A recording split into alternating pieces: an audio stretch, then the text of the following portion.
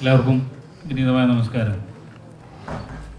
ഒരു എഴുത്തുകാരനെ സംബന്ധിച്ചിടത്തോളം എൻ്റെ ജീവിതത്തിലെ ഏറ്റവും ഹൃദ്യമായ നിമിഷങ്ങളിലൊന്നാണ് ഇതെന്ന കാര്യത്തിൽ യാതൊരു സംശയവുമില്ല.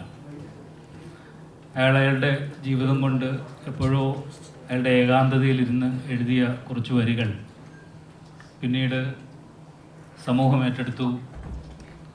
ഒരു പ്രിയപ്പെട്ട മലയാളത്തിൻ്റെ ഏറ്റവും വലിയ സംവിധായകൻ അത് ഏറ്റെടുത്തു.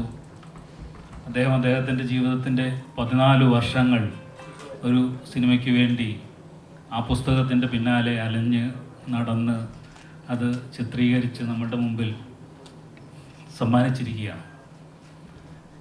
ആ അനുഗ്രഹം തുടർന്ന് പോകുന്നത് ലോകം കണ്ട ഏറ്റവും വലിയ മ്യൂസീഷ്യൻ നമ്മളോടൊപ്പം ആ സിനിമയിൽ പങ്കുചേരുന്നു.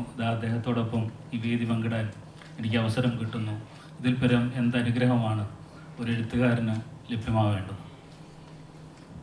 മാർച്ച് 28-ന് നിങ്ങളുടെ മുമ്പിലേക്ക് സിനിമ വരികയാണ്.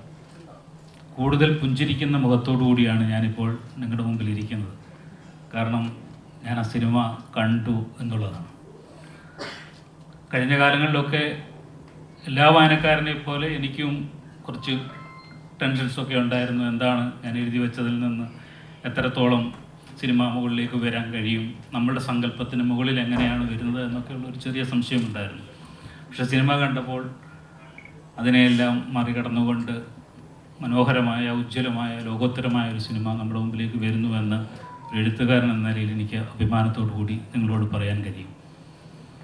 ബ്ലസ്സി എന്ന സംവിധായകൻ, പൃഥ്വിരാജ് എന്ന അഭിനേതാവ്, എ.ആർ. റഹ്മാൻ എന്ന് പറയുന്ന വലിയ സംഗീതജ്ഞൻ, സുനിലിൻ്റെ ക്യാമറ, 4 കാര്യങ്ങൾ ഉറപ്പായിട്ടും ആ സിനിമയെ ഉജ്ജ്വലങ്ങളും ആക്കുമെന്ന കാര്യത്തിൽ യാതൊരു സംശയവുമില്ല.